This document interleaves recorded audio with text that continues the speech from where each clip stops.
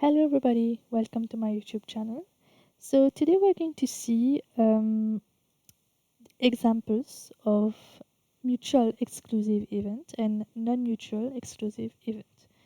And don't forget we're still in the chapter of probability with the addition rule. So let me write it here.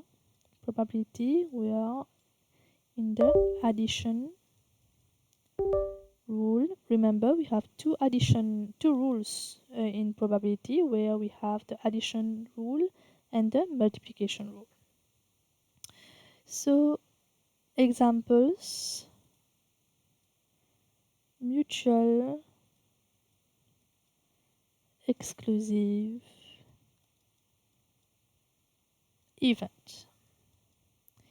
So let me write it down. So it's about tossing a coin. So if you're tossing a coin, what is the probability of landing on the tail or a head?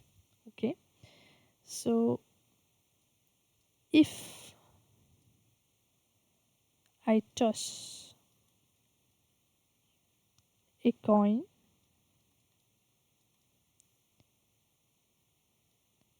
what is the probability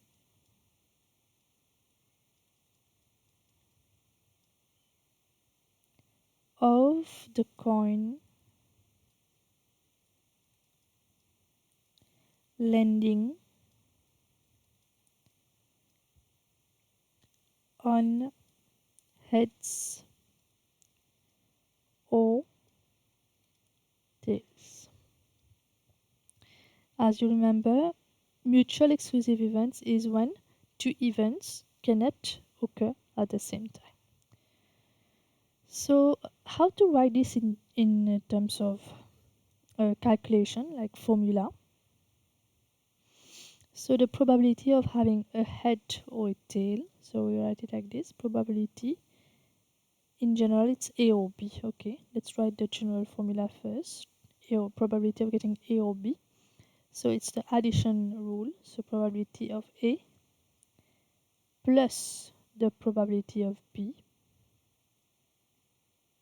Okay, where here you get half plus half, right? It's either you get a tail or a head. So it's half if you get a tail, and another half if you get a head. So probability of having a tail or a head is half plus half, which is 1. Okay, something which is very important here is whenever you have this, you have O, you should always put a plus sign. Okay, this applies for the addition rule. So addition rule is with respect to O. Okay, whenever you have a or statement, you know you have to add to get the total probability. So the probability of having A or B, head or tail, is 1. Okay, now let's take it a bit more complex. Let's say, for instance, you want a probability, like if you're ever you roll a dice, and you want to know the probability of having a 1, 3 or 6, let's say. Okay, so probability of having either a 1 or a 3 or a 6. How do we calculate this?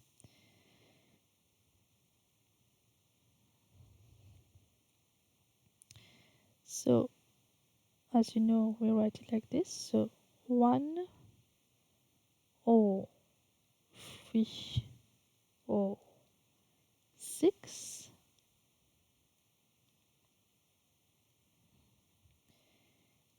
it's the addition rule, right?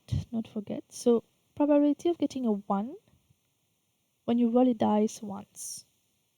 It's 1/6, right? Probability of getting a 3 when you roll a dice once. It's 1/6 again, right? It's one time that you'll get 3. Probability of having a 6 when you roll a dice once. Again, it's only once, right? So this also it's 1/6. So whenever you add these up, you get 3/6, which is again 1/2, which is half. So we can write that 0.5.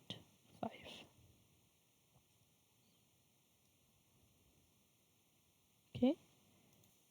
So I hope you could get a clue of the examples that we talk about in the addition rule in mutual exclusive events.